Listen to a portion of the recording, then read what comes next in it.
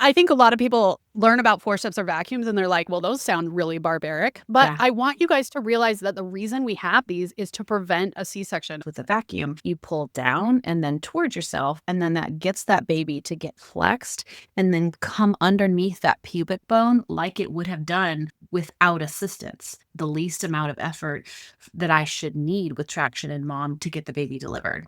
It's not just about traction or pulling it out. I've heard that sort of like tow truck mentality. Yep, it goes right here on that baby's head. And then afterward, you're going to see what I call a little hickey. Like people are thinking we're like throwing up our Dyson in there. Yeah. That is not the case. Yeah. So it is just a real gentle type suction cup. We have two options for an assisted vaginal delivery with either a vacuum system or forceps.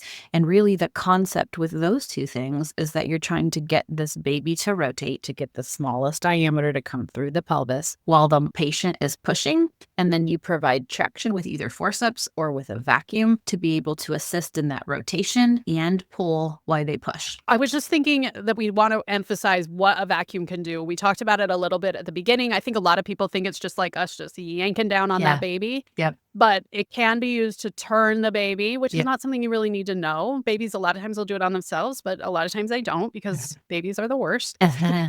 And sometimes it is pulling and helping a mom. So a lot of times the doctor will give the mom like a choice, like at the end of where they're just not pushing very well. You know, you're in your 4th hour of pushing.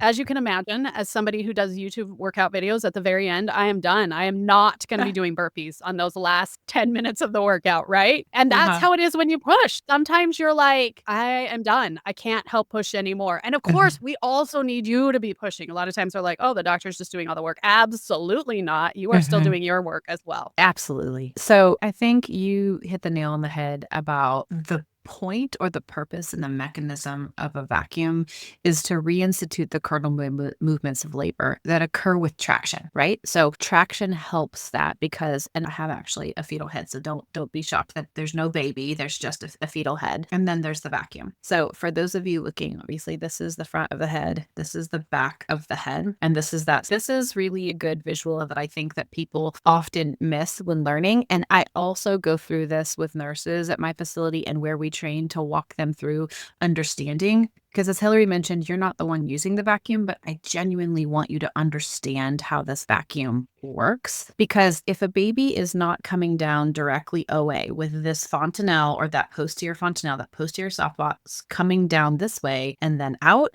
and it might be turned to one side, or it might be transverse, or it might be what we call sunny side up or OP, we really need that baby to flex and then rotate, right? So the vacuum goes right along that sagittal suture, just anterior to that posterior fontanelle or that soft spot. And when you pull through the vagina, so this right here is that vaginal canal. And when I pull down, it gets this baby because of the spot, like the physics, guys. We've got to go back to what we learned in undergrad and in grad school. If you went there, I hated physics, but you have to know this and understand that this flexes. And then if your baby is not positioned as you're pulling down, it flexes and rotates the baby to get the smallest diameter to come through the pelvis. Now, the key to this is that pulling down with this system actually flexes and auto rotates that baby with the pulling down mechanism because it uses the vaginal canal like a pulley system. So we don't pull up. We don't do a ton of different movements with a vacuum. You pull down and then towards yourself, and then that gets that baby to get flexed and then come underneath that pubic bone like it would have done without assistance. And so it is traction, but it's assisted traction. So I still need maternal effort. This system is allowing that rotation to get the smallest diameter. So I should have the least amount of effort that I should need with traction in mom to get the baby delivered. It's not just about traction or pulling it out. I've heard that sort of like tow truck mentality. I've had patients, can you just do this for me? And whether I'm using forceps or vacuum, I say, no, I'm going to help you. I'm going to assist, but I really need you to give me your effort. So this is a combined effort that I'm providing traction while rotating and you're pushing for me. Yeah. You know, I just realized we didn't really talk about how the vacuum works. Like people are thinking we're like throwing up our Dyson in there. That is not the case. So it is just a real gentle type suction cup. It looks like, if you're not watching, it looks like a little bagel that we stick on that has a little bit of gentle suction that they put on the baby's head.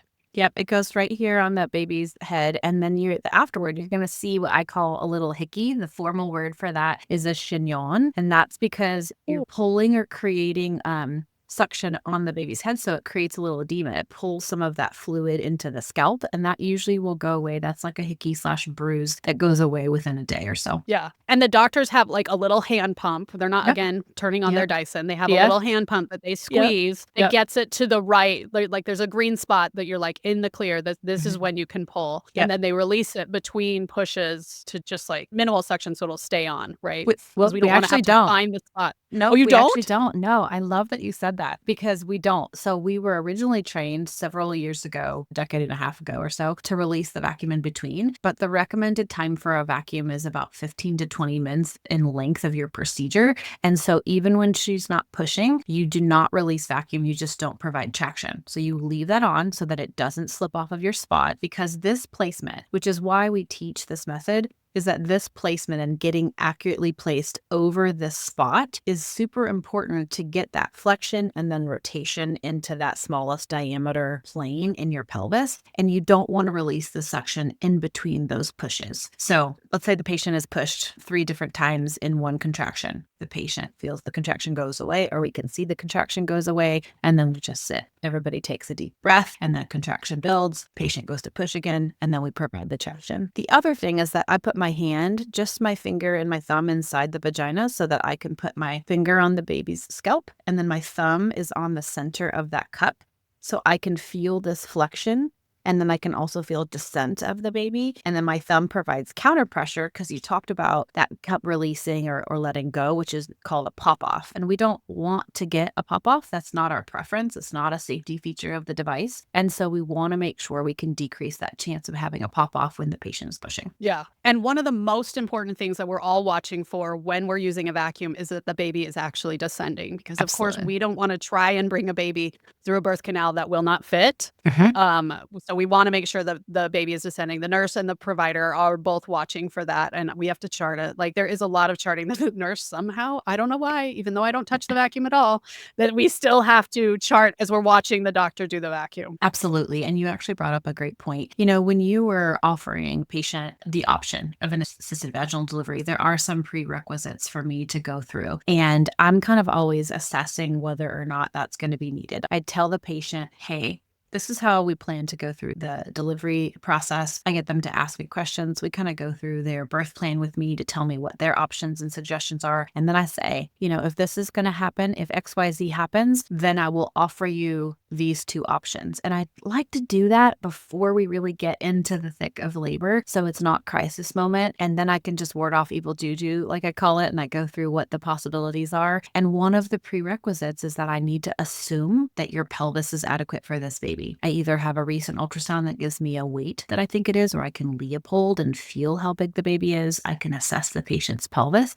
and make sure that I feel like we've got an adequate pelvis to deliver, so that I know that I feel comfortable that a baby is going to come out. I cannot predict all shoulder dystocias. That's not the way that this works, although I would love if we could do that. But I have to assume that the baby's going to be able to come out, and that I'm not doing exactly what you said, like pulling a too big baby to come through the pelvis. I did want to mention that we sometimes use the vacuum in C-sections, and a lot of people are shocked by that one. Some providers use them more often than others, I find. But if the baby is really like low in the pelvis, or the head's sort of wonky, which is a very technical term, baby's head was wonky, then a lot of times they'll use the vacuum to kind of pull baby up out of the pelvis. Yes. And wonky, I love that word. I also like kitty wampus. I use kitty wampus and cat corner and all kinds of weird things. But yes. Okay. So you can use forceps or a vacuum in a C-section. And again, depending on what you're trained in and what your comfort level is, you know, there are 2 issues with babies coming out in a C-section. One is that they've been pushing for a while, and the baby is really, really impacted or engaged into that pelvis. And then the other one is a patient that may have had a scheduled section, unlabored, and those babies' heads are not molded. It wasn't attempting to come down into the pelvis. And so it's this beautifully round head, which some would assume would be easier to deliver, but sometimes those stinkers just love hanging out in the uterus, and they're round and they're floating. There's a lot of amniotic fluid, and it's hard to get the baby to come. So you have an incision. And again, I'm just showing, for those of you that are listening, I'm showing this baby's head. But if you have a baby coming through the incision, I'm doing the same thing where I'm putting my hand underneath and lifting it so that the smallest diameter is coming up through the incision, while my assistant is giving some gentle pressure on the top of the uterus to help get that baby to come out. If the baby's head is really round and molded and I cannot get it to come up into the incision, or I'm sorry, not molded, or if it's really molded in the pelvis and I have to get it to come into the incision, occasionally an assisted C-section delivery occurs because I can put the vacuum on the baby and pull straight up and it gets that smallest diameter to come through. Or I could, if it's like this and just not popping up, I could slide a forceps blade and pull up to come out. Sometimes when they're really engaged, I have to get my hand deep into the pelvis to pull or disengage that suction, and then I can't get it to flex to come up. So the assisted C-section deliveries occur, but for different reasons. I'm not asking the patient to give me that maternal effort, right? Because they have a spinal or an epidural. But this really helps get the smallest diameter to come through that incision. Yes. And a lot of times where people are like, well, just enlarge the incision, but your uterus is actually only a certain amount. So it's Absolutely. not like a regular surgery where we could just cut you open like a magician. We only Right. have so much room that we can cut, which is confusing when you see on the skin where they could have made it larger, but your uterus only has so much room for us to get into. So that's why we sometimes use it. It's actually is not, I mean, sometimes it's about the incision size, but it really is more about trying to get the baby into a position that creates the best delivery. Because babies know, they intuitively know that they're trying to get the smallest diameter. Have no idea how that works. That's way bigger than me. It's lovely, but they know to do this. And when I'm trying to get it and I just can't get it to flex for whatever reason, the assisted delivery, whichever device I'm using, gets the smallest diameter up there that maybe my hand can't do for whatever reason in that scenario. By the way, I extra love the Kiwi vac for C-section assisted deliveries because when I was trying to like not get in the field, but also use the pump and listen to the doctor, it was miserable. So I'm so glad we have new things. That's awesome. I love that. And the way we're talking, we're like, every delivery gets a vacuum or forceps. But I want to remind you guys, you said at the beginning, this is about 5% of deliveries, but it's enough that it's awesome to know about so that you're not caught off guard when your doctor's like, hey, what do you think about forceps? I think a lot of people learn about forceps or vacuums and they're like, well, those sound really barbaric. But I want you guys to realize that the reason we have these is to prevent a C-section. And most people that come into labor and delivery want to do a large variety of things to try and prevent a C-section, including the staff, because we ultimately feel that either a vacuum or a forceps, when used appropriately by trained staff, is less risky than having a C-section. You still can have risks to the baby with forceps and vacuum, and that is a skull fracture or tearing or shearing of the blood vessels that are in those, like in between the scalp and the skull, and that's called a cephalohematoma or a subgaleal hemorrhage. You do have a slightly higher risk with a vacuum for those fetal scalp vessel lacerations, and then you can have a scalp laceration if this kind of shears off of the scalp, and that's more of like a skin abrasion or a cut in the skin. Those vessel tears that cause that bleeding, those can be more significant. The cephalohematoma, it's underneath the skin in a way that it can stop because of the suture lines of the baby. And a subgaleal hemorrhage is something that you can have more bleeding because it can kind of extend over the scalp. And so those are risks with either one, but the fetal risks are slightly more with a vacuum. And I counsel people that. Can people have a cephalohematoma or a subgaleal hemorrhage without assisted vaginal delivery? The answer is yes. It's just not as frequent. So if you look across the United States, the subgaleal hemorrhage risk for vacuum-assisted vaginal delivery is about 4.2, 4.3%. So there is some risk with that. Yes. And even if you don't see, a lot of times there is just a little bruising, like you said, a hickey. But whatever you're seeing on your baby, if you have any questions after an assisted delivery, please ask, because we as nurses see it enough that we're not like, oh my gosh, I don't know what that is. No, we know what it is. And we know when it's a problem and we need to call like a provider. Absolutely.